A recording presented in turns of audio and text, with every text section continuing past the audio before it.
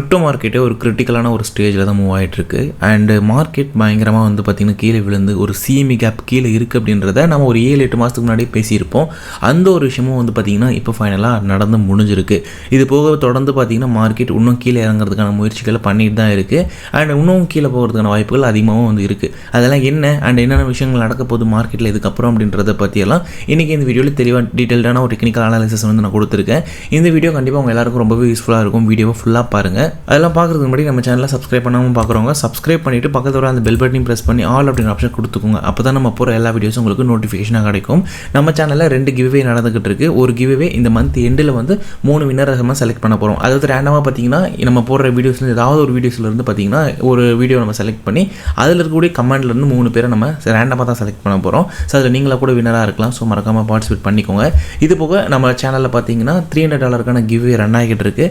அதுக்கான லிங்க் வந்து டிஸ்கிரிப்ஷனில் கொடுக்குறேன். அதில் போய்ட்டு நீங்கள் பார்ட்டிசிபேட் பண்ணிக்கோங்க. இப்போ லாஸ்ட்டாக போட்ட வீடியோஸில் வந்து பார்த்திங்கன்னா நம்ம ஒரு விஷயத்தை பற்றி பேசியிருந்திருப்போம். மெயினாக அந்த இடத்த ஒரு வாட்டி சொல்லிடுறேன், பார்த்துருங்க. இப்போது என்ன ஆகுதுன்னா அதே நேரத்தில் இங்கே சிஎம்இ கேப்பை க்ளோஸ் பண்ணுறாங்க 92. வருஷத்தோட ஓப்பனிங்கும் அந்த இடத்துல தான் இருக்குது அப்படின்றதுனால அதுக்கான வாய்ப்புகள் ரொம்ப அதிகமாக இப்போ அமைஞ்சிருச்சு. ஸோ நம்ம லாஸ்ட்டாக வந்து பிடிசியோட டிஸ்கஷன் பற்றி எல்லாமே தெளிவாக பேசியிருந்திருப்போம். அதில் நான் சொன்ன ஒரு விஷயம் என்ன அப்படின்னா இயர்லி ஓப்பன் அப்படின்றது பார்த்திங்கன்னா அந்த 92 கிட்ட தான் வந்து இருக்குது.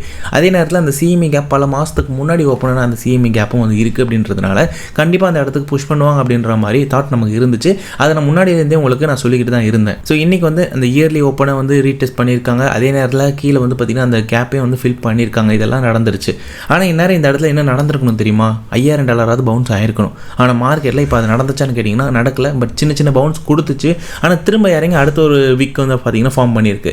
இது மாதிரி நடக்கிறது வந்து பார்த்திங்கன்னா ஒரு நல்ல சைனுக்கான அர்த்தம் வந்து கிடையாது பொதுவாக. பட் இப்போ டெக்னிக்கலாக பார்க்கும்போது என்ன நடக்கலாம் அப்படின்றத நான் உங்களுக்கு வந்து காமிக்கிறேன். இந்த கேப் வந்து காமிச்சிடுறேன். இங்கே தான் அந்த கேப் வந்து இருந்துச்சு. இங்கேயுமே ஒரு சின்ன மைனரான ஒரு கேப் இருந்திருக்கு. அதை வந்து ஃபில் பண்ணாங்க இந்த இடத்துல. அதுக்கப்புறம் பார்த்திங்கன்னா இந்த வந்து ரொம்ப நாளைக்கு முன்னாடி, அதாவது ஏப்ரல் 2025 அப்போ, அதாவது 23 அப்போ இந்த கேப் உருவாயிருக்கு. இப்போ உருவான கேப் இப்போ தான் வந்து பார்த்திங்கன்னா அந்த கேப்பை ஃபில் பண்ணுது. அதுக்கு நடுவில் பார்த்திங்கன்னா நிறைய ATH கிரியேட் பண்ணியிருக்கோம். இந்த இடத்துல ஒரு ATH கிரியேட் பண்ணாங்க. அப்புறம் இங்கே ஒரு ATH, இங்கே ஒன்று, கிட்டத்தட்ட அந்த 4 ATHக்கு அப்புறம் தான் பார்த்தீங்கன்னா இந்த கேப்பை வந்து விசிட் பண்ண வந்திருக்கு. ஸோ இப்போ நீங்கள் இந்த சார்ட் வந்து பார்க்கலாம். நம்ம இதில் வந்து ஒரு விஷயத்தை வந்து பேசியிருந்தாங்க. இப்போதைக்கு நான் இதை வந்து ஜஸ்ட் இன்வாலிட் பண்ணுறேன், இந்த லைனை மட்டும். ஓகேங்களா? அது இருக்குது, அது இப்போ நடக்கலனாலும் அது கொஞ்சம் கீழே இறங்கினதுக்கப்புறம் நடக்கும். அதை நம்ம அப்புறமா போட்டுக்கலாம். ஏன்னா சார்ட்டில் வந்துட்டு ரொம்ப இதுவாக இருக்கக்கூடாது. அதே மாதிரி ப்ரீவியஸ் மேலே இருக்கக்கூடிய எதையுமே நான் வந்து சின்ன விஷயத்தெல்லாம் தேவையில்லாததெல்லாம் வந்து இப்போதைக்கு நான் எடுத்துடுறேன். ஓகே, இதெல்லாம் இருக்கட்டும்.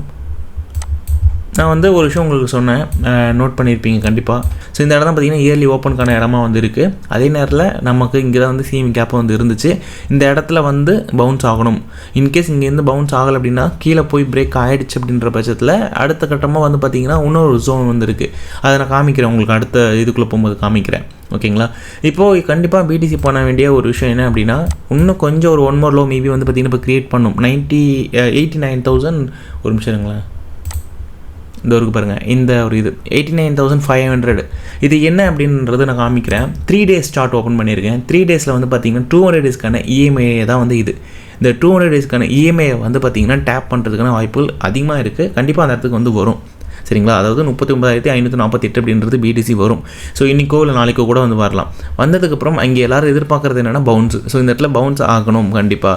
அப்படி இங்கே பவுன்ஸ் ஆச்சு அப்படின்னா பிடிசி வந்து பார்த்திங்கன்னா ஒரு குறிப்பிட்ட டைம் பீரியடில் 96லேருந்து 98 வரைக்கும் போகிறதுக்கான வாய்ப்புகள் இருக்குது.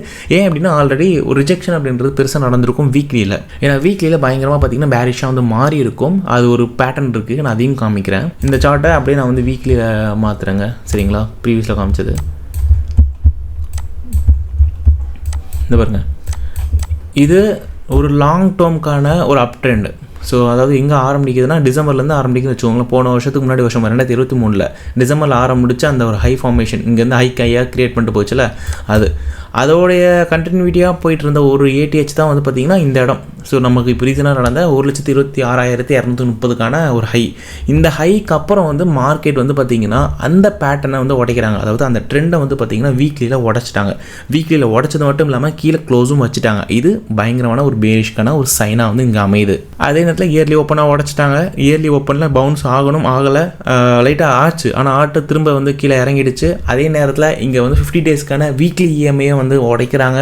இந்த மாதிரி எல்லாமே வந்து பார்த்திங்கன்னா அப்படியே தலைகீழ மாறிக்கிட்டு இருக்குது ஒட்டுமொத்த மார்க்கெட்டுமே. ஸோ இப்போது பிடிசி பண்ண வேண்டியது நான் சொன்ன மாதிரி கொஞ்சம் கீழே லிட்டரலாக கீழே வந்துட்டு அந்த 88.600 இதுக்குள்ளே வந்துட்டு மேலே ரீக்ளைம் ஆச்சு அப்படின்னா இந்த இடம் வரைக்கும் வரும். அதாவது 98 இருக்கு இல்லையா, இந்த ப்ரீவியஸில் வந்து பார்த்திங்கன்னா ஒரு சப்போர்ட்டாக இருந்துச்சு. இந்த 98க்கு வந்து பார்த்திங்கன்னா டெஸ்ட் பண்ண வருவாங்க. சரிங்களா, இங்கே டெஸ்ட் பண்ண வந்துட்டு இருங்க, அதையும் நான் காமிச்சிடுறேன் கிளியராகவே. அதாவது இப்போது இது லைட்டாக கீழே இறங்குதுன்னா இறங்கிட்டு அப்படியே பார்த்திங்கன்னா இங்கே வரணும். வந்து இது இப்படி வந்து கீழே இறங்கிறதுக்கான வாய்ப்புகள் இருக்குது. இதுதான் வந்து நான் எதிர்பார்க்குற ஒன்று. பட் மார்க்கெட்டில் எப்படி வேணாலும் நடக்கலாங்க. இந்த ஒயிட் கலரில் கொடுத்துருக்கிறது தான் நான் எதிர்பார்க்குற மாதிரி. இங்கேருந்து கொஞ்சம் மேலே போயிட்டு இந்த இதை வந்து பார்த்திங்கன்னா ட்ரை பண்ணுறதுக்கான வாய்ப்புகள் இருக்குது. ஒருவேளை இதை பண்ணலை அப்படின்னா இது வந்துட்டு லைக் எப்படின்னா, இப்போ எல்லாருமே இந்த மாதிரி எதிர்பார்த்துட்டாங்கன்னு வைங்களேன், இந்த மாதிரி நடக்கும் அப்படின்னு எதிர்பார்த்துட்டாங்கன்னா அதுக்கு தலைகீழ தான் இப்போ மார்க்கெட்டில் நடக்குது. நம்ம ஒன்று எதிர்பார்ப்போம், அதுக்கு எதிராக தான் வந்து பார்த்திங்கன்னா பண்ணிக்கிட்டு இருக்காங்க.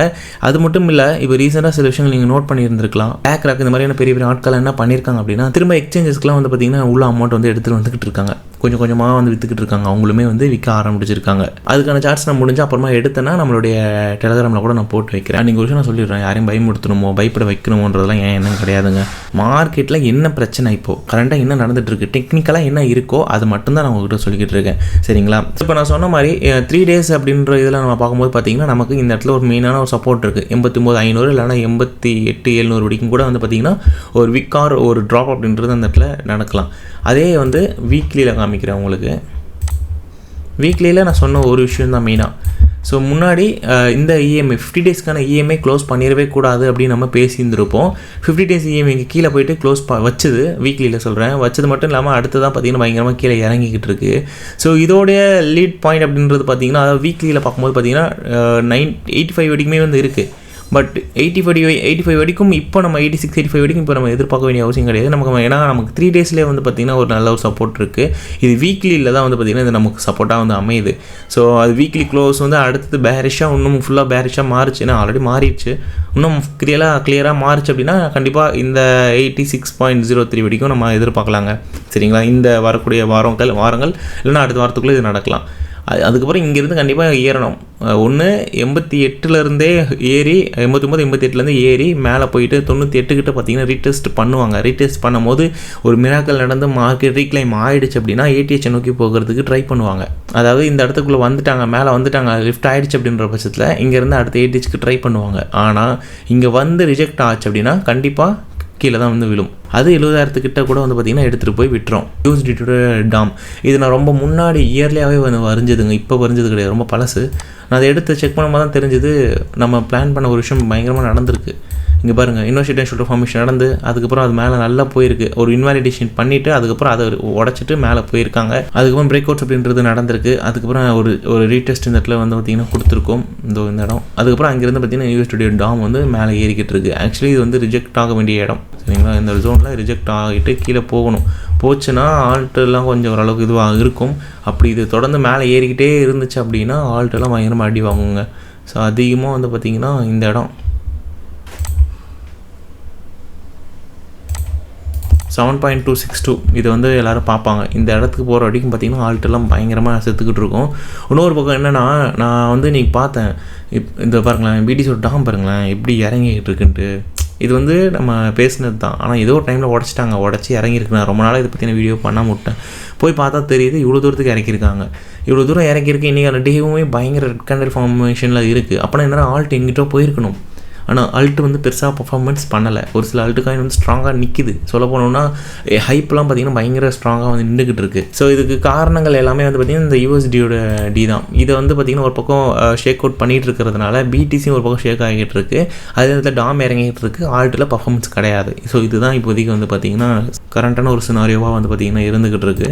கண்டிப்பாக பிடிசி இங்கேருந்து 89 கிட்ட வரும்போதோ இல்லை 88.500 கிட்ட வரும்போதோ ஹோல்டு பண்ணி பவுன்ஸ் ஆகி 98க்கு மேலே புஷ் பண்ணிருச்சு அப்படின்னா அங்கேருந்து ஒரு ரீடெஸ்ட் அங்கேருந்து பார்த்திங்கன்னா அப்சைடில் வந்து மூவ் ஆச்சு அப்படின்ற பட்சத்தில் மேலே வந்து மார்க்கெட் போகும்.